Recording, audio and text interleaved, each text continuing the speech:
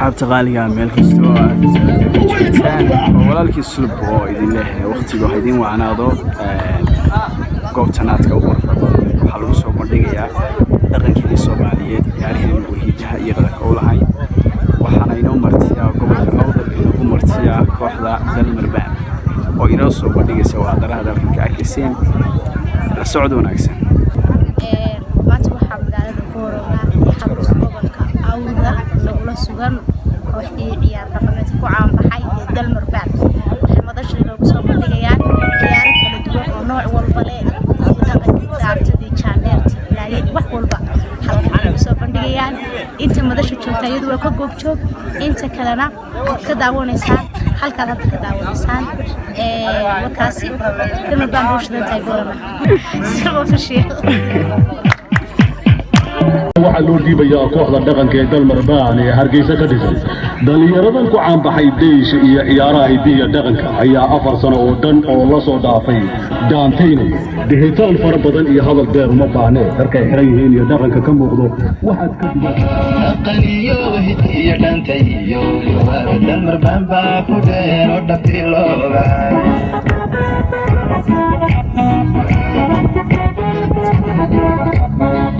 dhaqaniyo hidiga dhaantayo Dalmarbaan baa ku dheer oo dhaqilooga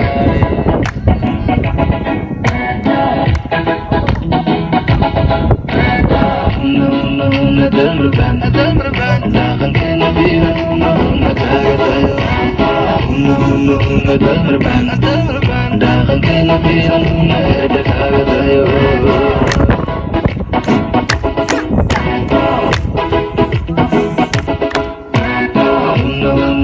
Dalmarbaan dhaqankeena fiirano nagagayo Dalmarbaan dhaqankeena fiirano nagagayo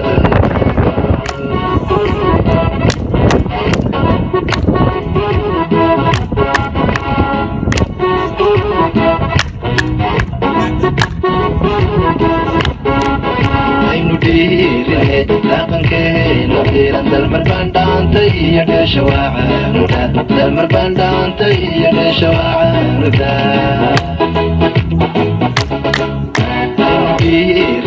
dhaqankeena fiiran Dalmarbaan dhaantay iyo dheesha waacanuda Dalmarbaan dhaantay iyo dheesha waacanuda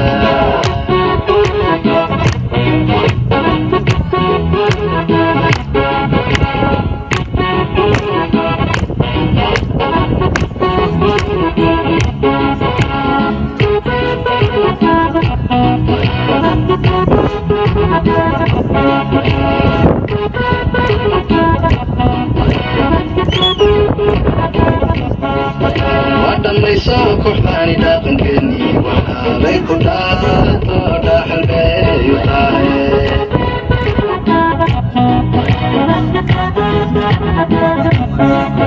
wadhamayso kooxdaani dhaqankeeni waxaabay ku dhaato dhaxalbeeyu tahay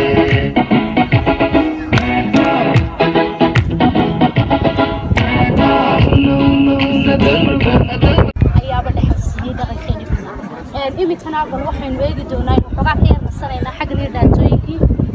jaaneer ciyaarta jaaneerta ayay imikana markale inuu ciyaari doonaa soo dhawaada Dalmarbaan